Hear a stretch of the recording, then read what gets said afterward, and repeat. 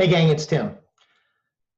I know I've spent a lot of time talking about the ideal customer profile and how that is sort of a key thing to sort of organize your marketing business development around. But truth be told, it is a second order of business. So I need to harken back to a post I did a while ago around how agencies really create value. And in that, I was talking about strategy, sort of setting up a strategy. And that's how you really add value as an agency. Because otherwise, without strategy, you're really just outsourced labor. And that's sort of a perilous spot to be in.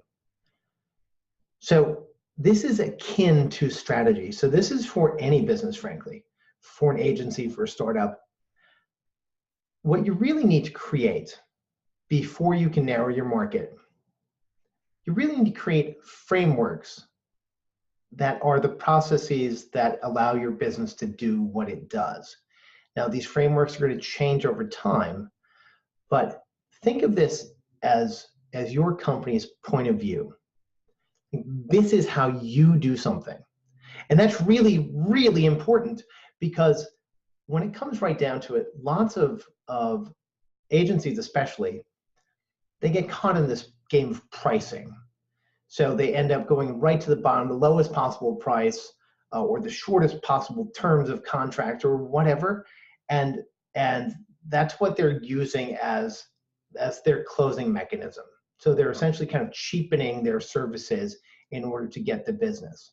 But if you are when you are a quality agency or a quality company that solves any kind of problem, there's an established way that you solve problems. There's a process that you go through. There's a particular point of view. It's a way that you think that solves the problems that you find interesting and want to solve. And this fundamentally is the core of your business. And this is the thing that you have to develop. Even if you're offering variable services. So if you're an agency and you're doing content marketing and, let's say, display advertising, I know, kind of a weird mix, but let's imagine that you're doing those two things and they work at different cadences, have different KPIs, have different definitions of success. But it's your company doing it.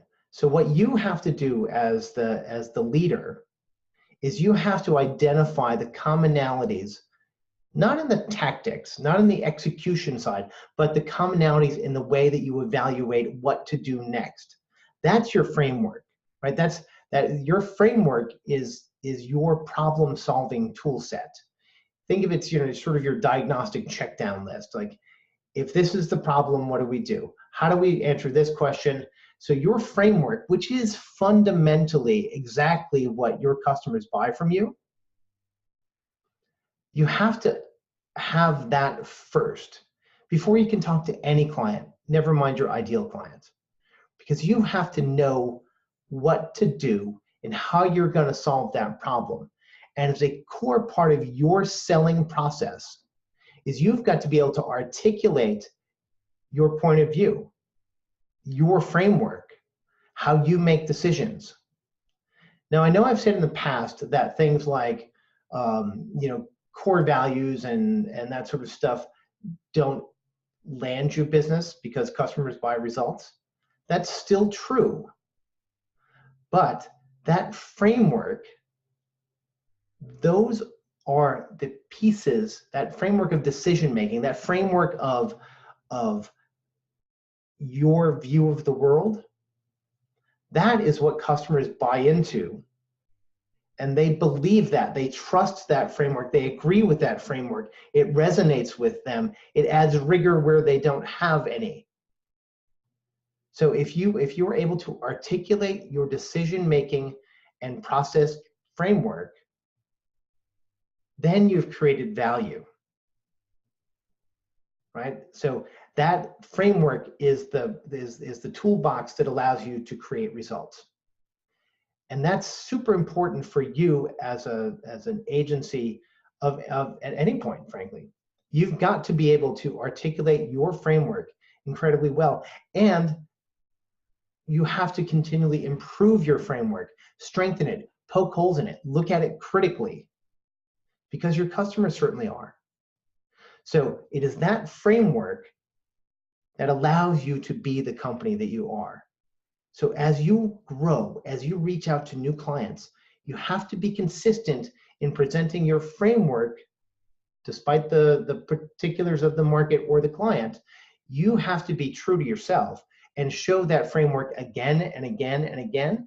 And if you are looking, if you're working across sort of variable arenas like that, the content marketing and display example, your framework is the approach that you take. So your framework should not change from customer to customer. Your framework incorporates your values, it incorporates your technical strengths, it incorporates your experiential strengths, and you put all of those things together and say, this is what my company does. And that's what you carry forward. You sell on those results, but you back it up with saying we're able to achieve those results because of this particular framework, this point of view, this sort of piece of granite that we built the entire company on. Your framework is a lot like your personal values. How you move through the world, your business moves through the world based on its framework, its decision-making framework, its process framework, its investigation framework. That's it, guys.